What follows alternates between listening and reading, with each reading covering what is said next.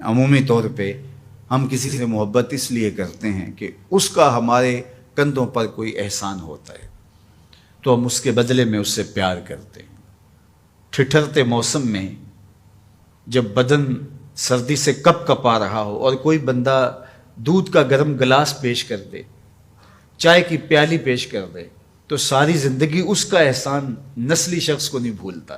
تو کسی کا احسان جو آپ کے کندھوں پر ہو، آپ اس کے احسان کے بوجھ تلے دبے رہتے ہیں۔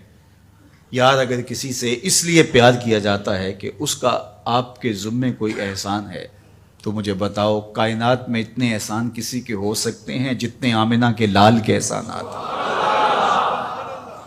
ہم حضور کے احسانات کے بوجھ تلے دبے ہوئے ہیں۔ میں یہ بات اکثر کہا کرتا ہوں کہ ہمارے بدن پہ اتنے بال نہیں ہیں جتنے رسول اللہ کے احسانات ہیں۔ ہم اپنے وجود میں بھی ان کے مرہون منت ہیں۔ اگر وہ جلوہ گر نہ ہوتے اس کائنات کو خلعت وجود ہی نہ ملتا۔ یہ دنیا بنائی ہی گئی حضور کے لیے۔ انسانیت مقروض ہے جناب رسالت مآب صلی اللہ علیہ وآلہ وسلم کی۔ کیا آپ نہیں جانتے کہ باپ اپنی بیٹی کو زندہ درگور کر دیتا تھا؟ تو بتاؤ یہ کتنا بڑا ظلم تھا۔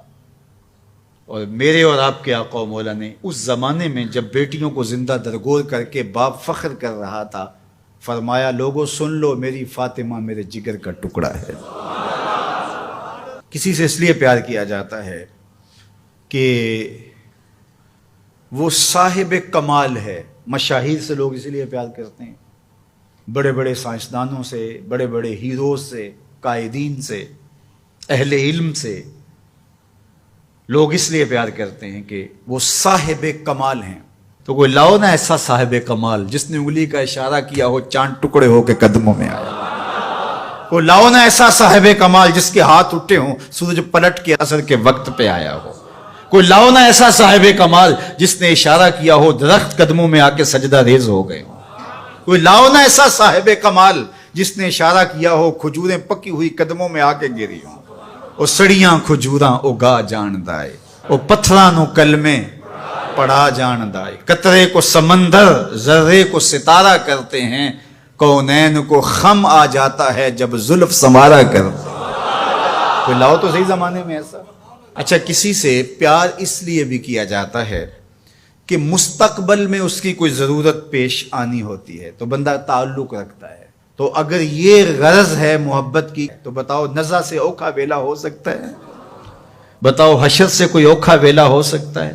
اس اوکھے ویلے نہ باپ کام آئے گا، نہ ماں کام آئے گی، نہ بہن کام آئے گی، نہ بھائی کام آئے گا، نہ بیوی، نہ دوست، نہ اولاد، نہ مال، کچھ بھی کام نہیں آئے گا۔ اگر وہاں کام آئے گا تو آمنہ کا لال ہی کام آئے گا۔ تو پھر آؤ نہ ان سے محبت کا رشتہ جوڑتے ہیں۔ کسی سے اس لیے پیار کیا جاتا ہے کہ وہ سونا بہت ہے۔ اچھا یہی معیار ہے اگر کسی سے محبت کا، اور یہی سب سے بڑا داعیہ ہے محبت کا، تو آؤ پھر اس سے پیار کریں۔ مکھ چند بدر شاہ شانی ہے، متھے چمک دی لاٹ نورانی، کالی زلف تے اکھ مستانی ہے، مخمور رکھی ہن مد بھریاں، سبحان اللہ ما اجمل کا ما احسن کا ما اکمل کا، کتے مہر علی کتے تیری، اللہ اکبر۔ آؤ پھر ان سے پیار کیجئے۔ اور محبت کا ایک تقاضا یہ بھی بیان کیا گیا، حب کا شیء اکثر ذکر ہو، بندہ جس سے محبت کرتا ہے کثرت سے اس کا ذکر کرتا ہے۔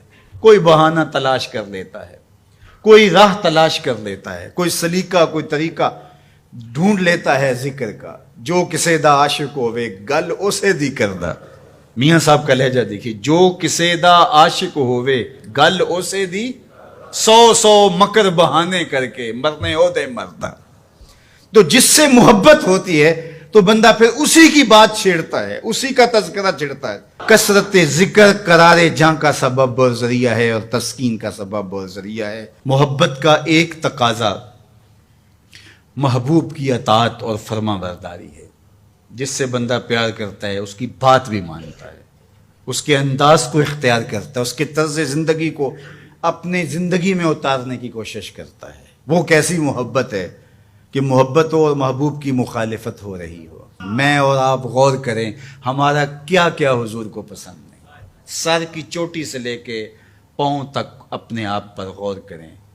اپنی شادی بیاہ سے لے کے عقیقے ولیمے تک اپنے انداز زندگی پہ غور کریں. اپنے بچپن سے لے کے بڑھاپے تک اپنی زندگی پہ غور کریں. اپنے کاروبار سے لے کر کے طرز معاشرت پر غور کریں. حضور کے نام کے نعرے لگاؤ، حضور پہ درود پڑھو، حضور کے حسن کا ذکر کرو، حضور کی نعتیں پڑھو، محافل سجاؤ، حضور کے لیے قربانیاں پیش کرو.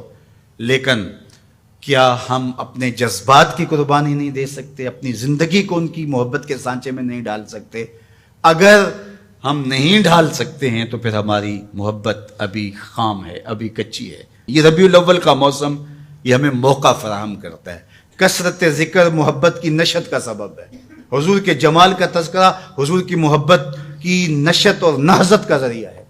حضور کے فضائل و مناقب کی باتیں سننا حضور سے پیار کو بڑھانے کا ذریعہ ہے. اور پیار جب پیدا ہوتا ہے تو پھر اس کا لازمی نتیجہ عمل اور عملی زندگی بھی ہے.